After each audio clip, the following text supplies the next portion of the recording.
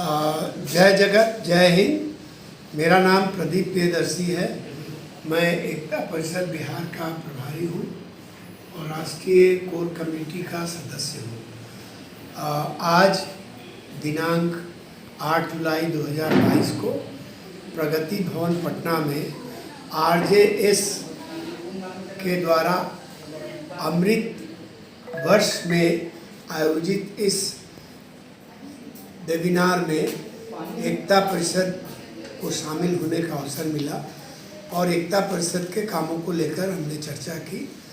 जैसा कि आप जानते हैं कि एकता परिषद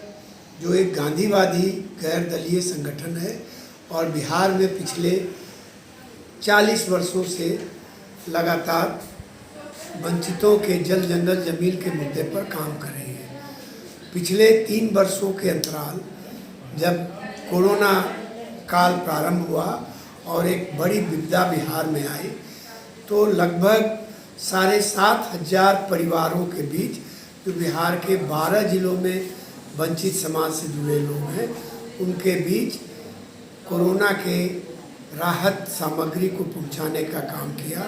खास करके महिलाओं और बच्चों के बीच में। इसके अलावा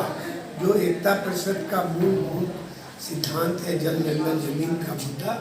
उसको लेकर के हजारों परिवारों के आवेदन पत्र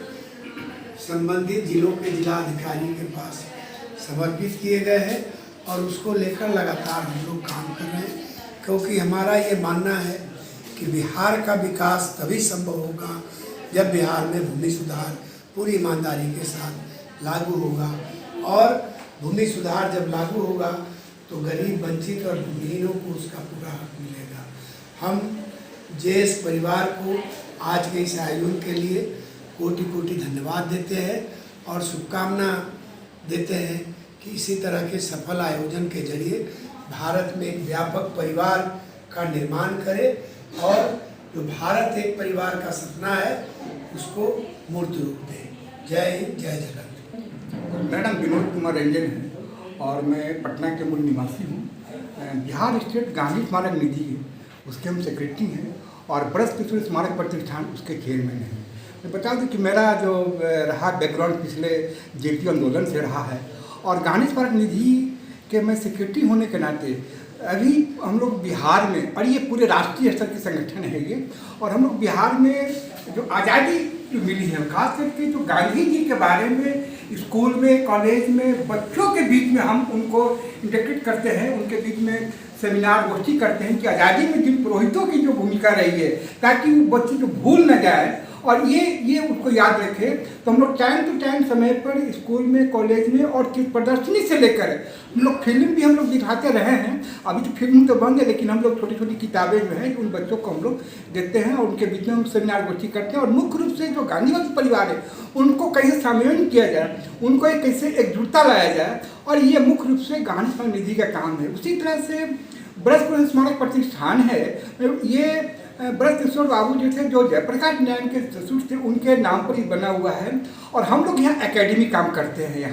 यहाँ से अब तक हम लोग 16 किताबें की हम लोग प्रकाशन कर चुके हैं हम लोग। और हम लोग उस संस्थान के माध्यम से जो बिहार में जो ऐसे कामों की जो विभूति जो रहे हैं जिसमें पत्रकार साहित्यकार ऐसे इन लोग को हम सम्मानित करते हैं और आज़ादी से संबंधित हम लोग वहाँ किताबें निकाल चुके हैं और इसको हम लोग पूरे राज्य में हम लोग उसको फैला रहे हैं हम लोग कि आज़ादी में हमारी बिहार की क्या भूमिका थी, बिहार में जो लोग उभरे हैं जो विभूति लोग उनके क्या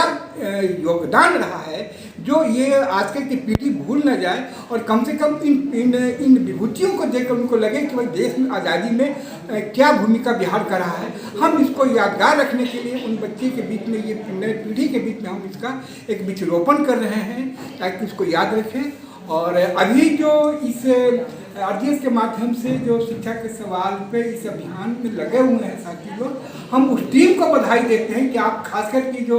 आज़ादी के 75वां वर्षगांठ पे जो आप लोग जो घूम रहे हैं और यहाँ अभी आज 8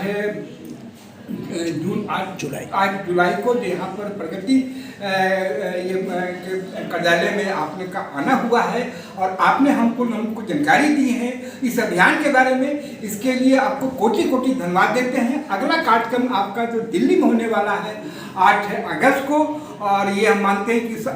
उससे वहाँ से एक बड़ी रोशनी फैले जो पूरे हिंदुस्तान में ये इस आरजीएस को लेकर और इस यात्रा को लेकर, इस शिक्षा के सवाल पर लेकर, आज़ादी के सवाल पर पूरे देश में फैले। यही मेरी शुभकामना है। बहुत बहुत